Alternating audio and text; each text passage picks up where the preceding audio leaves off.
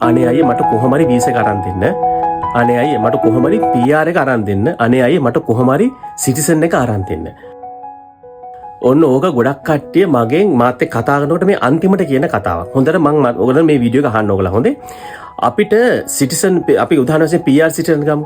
දැන් ඔය PR citizen අපිට වීසා ඒ ඩොකියුමන්ට් එක සබ්මිට් කිරීමේදී අපිට ප්‍රධාන ක්වොලිෆිකේෂන් ටිකක් තියෙනවා. මාත් එක්ක ඒ සම්බන්ධ කවුරුහරි කතා කරොත් මම ඉස්සෙල්ලාගේ ඕන කෙනෙක්ගෙන් ඒ ක්වොලිෆිකේෂන් ටික මම අහනවා. උදාහරණයක් වශයෙන් අපි සිටිසන් ගමු. සිටිසන් කෙනෙක් කවුරු සිටිසන් ඇප්ලයි කරන්න ඒගොල්ලන් බලාපොරොත්තු වෙනවා. ඒ වීසා ඩොකියුමන්ට් ප්‍රොසෙස් එකට.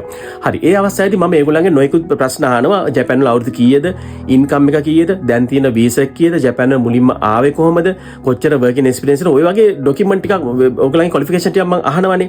මේ ටික ඇහුවට පස්සේ PR වලට ඒ වගේ ක්වොලිෆිකේෂන් ටික මම ඇහුවට පස්සේ ඒගොල්ලන් දැන් ඩොකියුමන්ට් එක අපි ඔක්කොම කම්ප්ලීට් කරලා ඉවරට පස්සේ දැන් ගොඩක් කට්ටිය හිතන්නේ මේක තමයි අපිට මේ සිටිසන් PR ලබා ගැනීමට අවශ්‍ය කරන මූලික සුදුසුකම් ටික කියලා. ඇත්තෙම මේක බොහොම කියන්නේ ඕගොල්ලන්ගේ වටහා ගැනීම පිළිබඳ තියෙන වරදක්.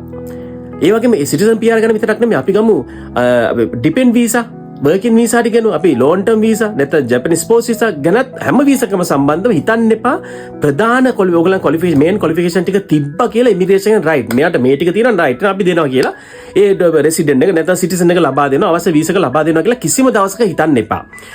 ඔය ඩොකියුමන්ට් හදන අපි වගේ කට්ටිය අපි ලෝයස් එක්ක සම්බන්ධලා අපි වගේ කට්ටියගේ ප්‍රධාන දේ තමයි ඕගොල්ලන්ගේ ප්‍රධාන සුදුසුකම් ටික අපි ගන්නවා. ප්‍රධාන සුදුසුකම් ටික අරගෙන ඊට අපි තව ඇඩ් කරනවා ඩොකියුමන්ට්ස්.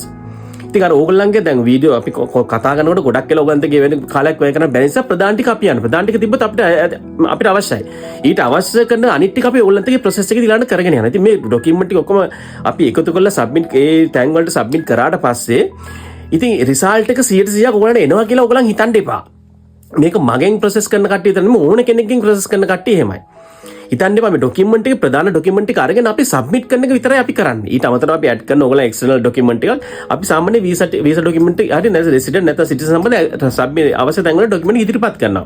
ඉතින් රිසල්ට් එක දෙනවද නැද්ද? තව මදිද? තව මොනවාද අඩුපාඩු ඔක්කොම ඒගොල්ලෝ තමයි තීරණය කරන්නේ. දැන් ගොඩක් උඩට හෝම් එකේ වලට ඒ කියන්නේ ලීගල් ඇෆෙයාර් බියුරෝස් වලට අපි ඉන්නේ කෙන් වල ඩොකියුමන්ට් ඔයගොල්ලෝ ඉන්ටර්වියු ගිහලා ඩොකියුමන්ට් එක බාර දුන්නම ගොඩක් කට්ටිය ඉතින් එතනින් තමයි ඔක්කොම රිසල්ට් එක එන්නේ. එතනින් නෙමෙයි රිසල්ට් එක එන්නේ. ඒ ඩොකියුමන්ට් එක ඔයගොල්ලෝ යවන ප්‍රධාන ස්ථානයක් තියෙනවා ටෝකියෝ වල.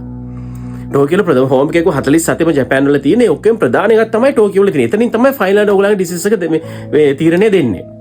ඒක නිසා හොඳට මතක තියාගන්න ඕගොල්ලෝ අර සිටිසන් PR ඇප්ලයි කිරීමේදී අවශ්‍ය දැන් අවුරුදු 10ක හිටියා ජපාන් මම 300ට වැඩිය තියෙනවා මට වර්කින් එක්ස්පීරියන්ස් දැන් අවුරුදු 5 3 තියෙනවා ඒ නිසා හරියයි මම දැන් හරි කියලා හිතන්න එපා වුණ කිසිම දවසක හොඳේ මම ඕගොල්ලෝ විශේෂයෙන් කියන්නේ ඇත්තම ඒක කියන්නේ මැදදී යනකොට ඉතින් කියන්නේ රිසල්ට් එක සමහර කට්ටියගේ රිසල්ට් එක ෆුකුෝකාකු වෙන්න පුළුවන් අප්සෙට් වෙන්න පුළුවන් රිසල්ට් එක සමහර කට්ටිය ගෝකාකු වෙන්න පුළුවන් ෆුකුෝකාකු ඉතින් අවස්ථාවේදී ගොඩක් කට්ටිය ඇත්තම මේ අයියයි මට අර ඩොකියුමන්ට් එක තිබ්බනේ මගේ රිසල්ට් එක තිබ්බනේ මගේ ඔක්කොම තිබ්බනේ අයියයි මට ඕනේ කියලා ඉතින් ඇත්තට අපි ඉමිග්‍රේෂන් එකේ තැවුවත් ඉතින් ඒගොල්ලන් කියන්නේ වෙන වෙන මොකක් හරි හේතුවක්ම තමයි මේගොල්ලෝ රිජෙක්ට් වෙන්න ඇති කියලා.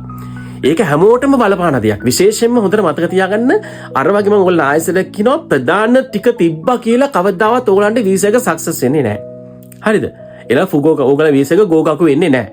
හරි හොඳ රිසල්ට් එකක් එන්නේ නැහැ. මොකද තව ඩොකියුමන්ට් හදනනේ මම ඒක නිසා ඔයගොල්ලෝ අපිත් එක්ක සිටිසන් PR ඇප්ලයි කරන සිටිසන් වලදී එක්කෙනෙක්ගේ ඩොකියුමන්ට් 100ක් විතර එකතු වෙනවා ඔක්කොම හදනකොට.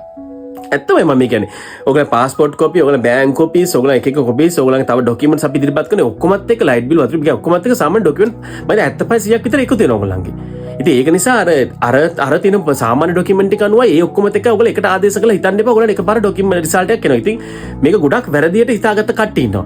ඩොකියුමන්ට් එක 100%ක් වගකීමෙන් ඕගොල්ලන්ගේ සුදුසුකම් ටික තියෙනවා නම් අපි ඩොකියුමන්ට් එක හදනවා. මම නෙමෙයි ඕන කෙනෙක්. අපේ ලෝයස්ලා නෙමෙයි ඕන කෙනෙක්. අපි විශේෂ මේ ඩොකියුමන්ට් සම්බන්ධව ජපානින් ඕන කෙනෙක් කරන්නේ ඒක තමයි. වගකීමෙන් කරන කට්ටිය මම මේ කියන්නේ හොඳේ. නිකන් මේ ආවට ගියාට කට්ටිය ඔයගොල්ලෝ සල්ලි විතරක් බලාපොරොත්තු වෙන කට්ටිය ඔළුව අත ගාලා සල්ලි අරගෙන කිසි දෙයකට බය වෙන්න එපා. වීසා එක අපි තමයි කරන්නේ. අපි තමයි ජපාන් වල මේ වැඩිම මේ වීසා කරන්නේ. දැන් මගෙන් අහනවා මෙන්න මේම කට්ටිය. සමහර කට්ටිය මගෙන් අහනවා අයියේ මේ සිටිසන් PR ඇප්ලයි කිරීමද කොහොමද මේ ප්‍රොසෙස් එක? ඔයගොල්ලෝගේ ප්‍රොසෙස් එක කියන්නේ ඔයගොල්ලෝ රිසල්ට් එක කොහොමද? හොඳට කට්ටිය පාස් වෙලාද?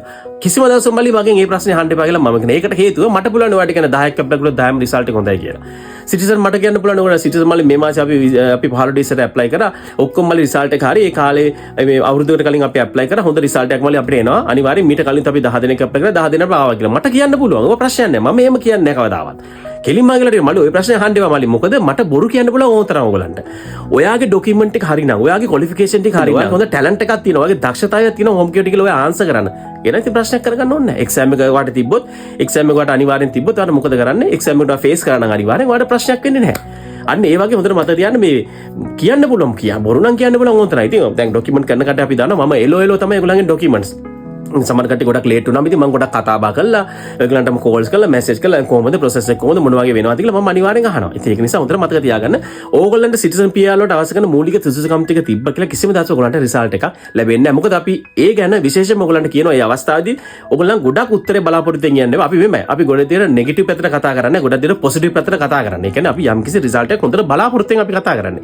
ඒක වෙන්න පුළුවන්. හරිද? නමුත් ඒ වුණාට අර ක්වොලිෆිකේෂන් ටික තිබ්බ කියලා අනිවාර්යෙන් ඒ ස්ථානවල ඒ වගේ යුතු ස්ථානවල ඔයගොල්ලන්ට රිසල්ට් එක අනිවාර්යෙන් දෙනවා කියලා කියන්නේ.